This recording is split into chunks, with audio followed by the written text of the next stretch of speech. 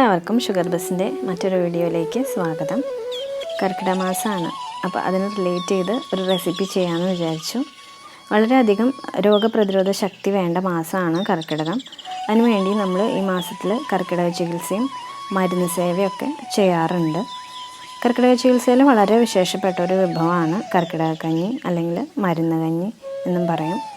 അപ്പോൾ ഇന്നത്തെ വീഡിയോ അത് തന്നെയാണ്, കർക്കിടക കഞ്ഞി. അതെങ്ങനെ ചെയ്തെടുക്കണമെന്ന് നോക്കാം. കഞ്ഞി ഉണ്ടാക്കാൻ നമുക്ക് ദശപുഷ്പങ്ങൾ ആവശ്യമാണ്. ഔഷധ ഗുണങ്ങളുള്ള 10 പുഷ്പങ്ങളാണ് ദശപുഷ്പങ്ങൾ. അത് മുക്കുറ്റി, പൂവാങ്കുരുന്നില, കറുക, നിലപ്പന, മുയൽ ചെവിയൻ, ചെറുള, വള്ളിയൊഴിഞ്ഞ, തിരുതാളി, കയ്യോന്നി, കൃഷ്ണക്രാന്തി അല്ലെങ്കിൽ വിഷ്ണുക്രാന്തി. അതെല്ലാം ഞാൻ കഴുകി വൃത്തിയാക്കി ഒരു പ്ലേറ്റിലേക്ക് വെച്ചിട്ടുണ്ട്. ഇനി അതിൻ്റെ ഗുണങ്ങൾ എന്തൊക്കെയാണെന്ന് പറഞ്ഞു തരാം. ഈ ഇലകളുടെ എല്ലാ ഭാഗങ്ങളും എടുക്കാറുണ്ട്. വേരും തണ്ടും ഇലയും എല്ലാം നമ്മൾ കഞ്ഞിക്ക് എടുക്കും. ആദ്യം തന്നെ ചെറുള യൂറിനറി ഇൻഫെക്ഷന് നല്ലൊരു പരിഹാരമാണ്. ഇലകളും തണ്ടും വേരും ഇട്ട് വെള്ളം തിളപ്പിച്ച് കുടിക്കാം. പിന്നെ മുക്കുറ്റി, മൈഗ്രെയിൻ ഉള്ളവർ മുക്കുറ്റി ഇട്ട് കാച്ചിയ എണ്ണ സ്ഥിരം തേക്കുകയാണെങ്കിൽ മൈഗ്രെയിൻ ഉണ്ടാവില്ല എന്നാണ് പറയണത്. അടുത്തത് നിലപ്പന, മഞ്ഞപ്പിത്തം, ജോയിൻറ്റ് പെയിന്, സ്കിന്നിൻ്റെ അലർജി, അതുപോലെ തന്നെ മെൻസ്ട്രൽ ഡിസോർഡേഴ്സൊക്കെ ഇത് കഴിച്ചാൽ ഉണ്ടാവില്ല എന്നാണ് പറയണത്. അടുത്തത് പൂവാങ്കുരുന്നില, നേത്രരോഗങ്ങളും പിന്നെ ഓവറായിട്ടുള്ള മെൻസ്ട്രൽ ബ്ലീഡിങ്ങും ഉള്ളവരൊക്കെ ഇതിൻ്റെ ഇല അരച്ച് കഴിച്ചാൽ നന്നായിട്ട് കൺട്രോൾ ചെയ്യാൻ സാധിക്കും. അടുത്തത് ഉഴിഞ്ഞ അല്ലെങ്കിൽ വള്ളി ഒഴിഞ്ഞ, വാദത്തിനും സന്ധിവേദനയ്ക്കൊക്കെ ഇത് ആയുർവേദത്തിൽ ഉപയോഗിക്കാറുണ്ട്. കറുക കുട്ടികളിലെ ഓർമ്മശക്തി കൂട്ടാനും പിന്നെ കഫപിത്ത രോഗങ്ങൾ നിയന്ത്രിക്കാനും ഉപയോഗിക്കും. കൃഷ്ണക്രാന്തിയുടെ എല്ലാ ഭാഗങ്ങളും മരുന്നാണ്. ഗ്യാസ്ട്രിക് പ്രോബ്ലംസിനൊക്കെ ഒരു ഔഷധമാണ് കൃഷ്ണക്രാന്തി. തിരുതാളിയുടെ ഔഷധ ഗുണമുള്ള ഭാഗം അതിൻ്റെ വേരാണ്.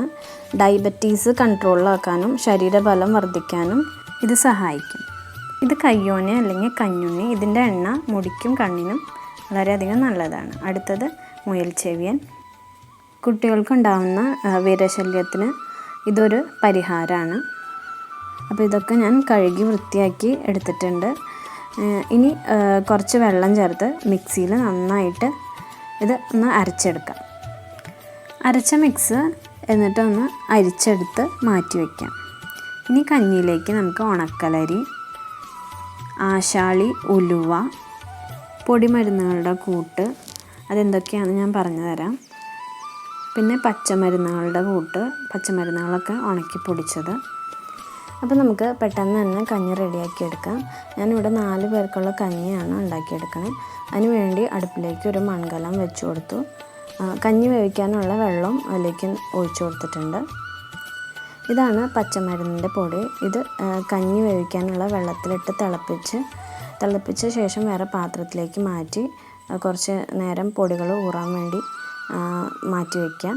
ഈ കൂട്ടിൽ എന്തൊക്കെയാണെന്ന് വെച്ചാൽ ഓരില, മൂവില, അവണക്ക്, ആടലോടകം, കരിങ്കുറിഞ്ഞി, ചെറുള, തഴുതാമ, കുറുന്തോട്ടി, ശതാവരിക്കിഴങ്ങ്, പാൽമുതുക്കൻ കിഴങ്ങ്, നിലപ്പന, വയൽച്ചുള്ളി, പതുമുഖം, ഇതൊക്കെ ഉണക്കി പൊടിച്ച പൊടിയാണ്. ഇത് നമുക്ക് അങ്ങാടി മരുന്ന് കടയിൽ കഞ്ഞിക്ക് വേണ്ടിയുള്ള പച്ചമരുന്നിൻ്റെ പൊടി ചോദിച്ചാൽ വാങ്ങാൻ കിട്ടും. ഇത് ഒരാൾക്ക് 1 സ്പൂൺ വെച്ച് 4 പേർക്ക് 4 സ്പൂൺ ഞാൻ ഇട്ട് കൊടുക്കുന്നുണ്ട്. അരിയുടെ അളവ് ഞാൻ പറഞ്ഞുതരാം. ഒരാൾക്ക് 1/4 കപ്പ് അരി മതി ഒരു നേരം കഴിക്കാൻ. 1/4 കപ്പ് അരിക്ക് 1/2 ലിറ്റർ വെള്ളം. അപ്പോൾ ഞാനിവിടെ 4 പേർക്ക് വേണ്ടി 1 കപ്പ് അരി എടുത്തിട്ടുണ്ട്. 1 കപ്പ് അരിക്ക് 2 ലിറ്റർ വെള്ളം. അപ്പോൾ ഈ 2 ലിറ്റർ വെള്ളത്തിലാണ് ഈ പൊടികളൊക്കെ ഇട്ട് തിളപ്പിച്ചെടുത്തത്. തിളച്ച് വരുമ്പോൾ ഇതുമാതിരി ഒരു പാത്രത്തിലേക്ക് മാറ്റി സൈഡിലേക്ക് വയ്ക്കുക ഊറാൻ. ഒരു 10 മിനിറ്റോളം വെക്കണ്ട, അപ്പോഴേക്കും ഊറി വരും. എന്നിട്ട് നമുക്ക് ഈ തെളി വീണ്ടും കലത്തിലേക്ക് ഒഴിച്ചു കൊടുക്കുകയാണ്. ഇനി ഈ വെള്ളത്തിലാണ് നമ്മൾ കഞ്ഞി വെക്കണത്. പച്ചമരുന്നിൻ്റെ കൂട്ട് നേരിട്ട് കഞ്ഞിയിലേക്ക് ഇട്ട് കൊടുക്കാറില്ല, ഇതുപോലെയാണ് ചെയ്യാറ്. പിന്നെ ഊറി വരുമ്പോൾ ബാക്കി വരുന്ന അടിയിൽ സെറ്റിലായ പൊടികൾ നമ്മൾ പിന്നെ എടുക്കില്ല, അത് കളയും. അപ്പോൾ ഞാനിവിടെ 1 കപ്പ് ഉണക്കലരി എടുത്തിട്ടുണ്ട്. ഇതിന് പകരം ഞവര അരി എടുക്കാം. ഞവര എന്ന് പറഞ്ഞ അരി മാർക്കറ്റിൽ കിട്ടും. അത് ഇതിന് പകരം യൂസ് ചെയ്യാം. അത് വളരെ ന്യൂട്രീഷ്യസ് ആണ്. അപ്പോൾ ഇതേ അളവിൽ അത് ഇട്ട് കൊടുത്താലും മതി. ഇല്ലെങ്കിൽ പകുതി ഞവര അരി പകുതി ഉണക്കലരി ആയിട്ട് എടുക്കാം. അപ്പോൾ ഇട്ട് കൊടുത്ത് ഒന്ന് ഇളക്കി ഒരു 10-15 മിനിറ്റ് ഒന്ന് അടച്ചു വെച്ച് നമുക്ക് വേവിച്ചെടുക്കാം.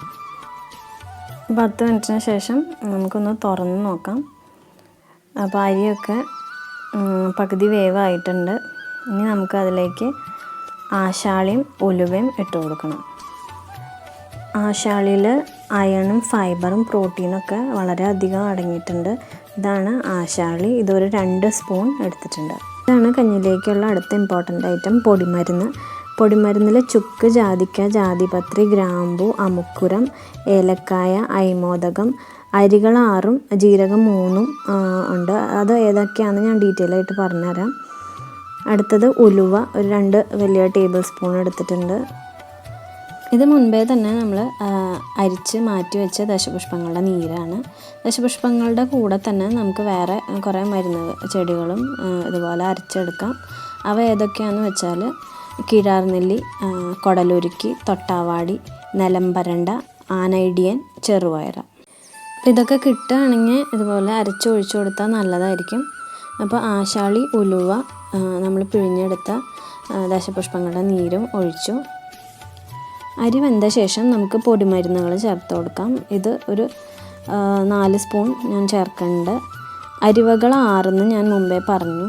6 അരികൾ ഏതൊക്കെയാണെന്ന് വെച്ചാൽ ഏലത്തരി, ഏലക്കായയുടെ ഉള്ളിലുള്ള തരിയാണ് ഏലത്തരി എന്ന് പറയണത്. പിന്നെ മല്ലി, കാർഗോഗിലരി, കുടകപ്പാല അരി, ചെറുപുന്ന അരി, വിഴാലരി. ഇതാണ് 6 അരിവകകൾ. ഇനി നമുക്ക് ആവശ്യമുള്ള ഉപ്പ് ചേർത്ത് കൊടുക്കാം. ഇന്ദുപ്പ് കിട്ടുകയാണെങ്കിൽ അതാണ് നല്ലത്. അപ്പോൾ അത് ചേർത്ത് കൊടുത്ത് നന്നായിട്ടൊന്ന് ഇളക്കി കൊടുക്കാം. പൊടിമരുന്നിലെ 3 തരം ജീരകങ്ങൾ പറഞ്ഞിരുന്നു. അത് ഏതൊക്കെയാണെന്ന് വെച്ചാൽ കരിഞ്ജീരകം, പെരുംജീരകം, നമ്മൾ സാധാ കറിക്കൊക്കെ ഉപയോഗിക്കുന്ന ജീരകം, നല്ല ജീരകം. അപ്പോൾ നമ്മുടെ കഞ്ഞി റെഡി ആയിട്ടുണ്ട്. ഇനി അതിലേക്ക് നമുക്ക് നെയ്യിൽ ഉള്ളി വഴറ്റിയത് താളിച്ചൊഴിക്കാം. അപ്പോൾ നമ്മുടെ കഞ്ഞി റെഡി ആയിട്ടുണ്ട്. ഇനി ഇതിൽ വേണമെങ്കിൽ തേങ്ങാപ്പാൽ ഒഴിക്കാം. ഞങ്ങളിതിൽ തേങ്ങ ചിരകിയതാണ് മേലെ ഇട്ട് കൊടുക്കുന്നത്. ചിലർ തേങ്ങാപ്പാൽ ഒഴിക്കും. അപ്പോൾ നിങ്ങൾക്ക് ഇഷ്ടമുള്ള പോലെ എങ്ങനെയാണെന്ന് വെച്ചാൽ ചെയ്ത് എടുത്ത് ഉപയോഗിക്കാം. ഈ കഞ്ഞി അടുപ്പിച്ച് ഒരു 7 ദിവസമോ 10 ദിവസമോ കഴിക്കാം. ചിലരിത് 21 ദിവസം കഴിക്കാറുണ്ട്. മരുന്ന് കഞ്ഞി നമുക്ക് രാവിലെയോ അല്ലെങ്കിൽ രാത്രി ഭക്ഷണത്തിന് ഉപയോഗിക്കാം. പിന്നെ കഞ്ഞി കഴിക്കുന്ന ദിവസങ്ങൾ നമ്മൾ നോണൊന്നും കഴിക്കാറില്ല.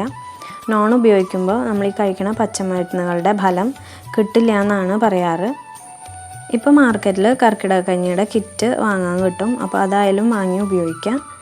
ശരീരത്തിന് ഏറ്റവും ബലവും പ്രതിരോധ ശക്തിയും വേണ്ട ഈ കർക്കിടക മാസത്തിൽ എല്ലാവരും ഈ കഞ്ഞി ഉണ്ടാക്കി കഴിക്കുക. വീഡിയോ ഇഷ്ടപ്പെട്ട ലൈക്ക് ചെയ്യുക, കമൻറ്റ് ചെയ്യുക, സബ്സ്ക്രൈബ് ചെയ്യുക. താങ്ക്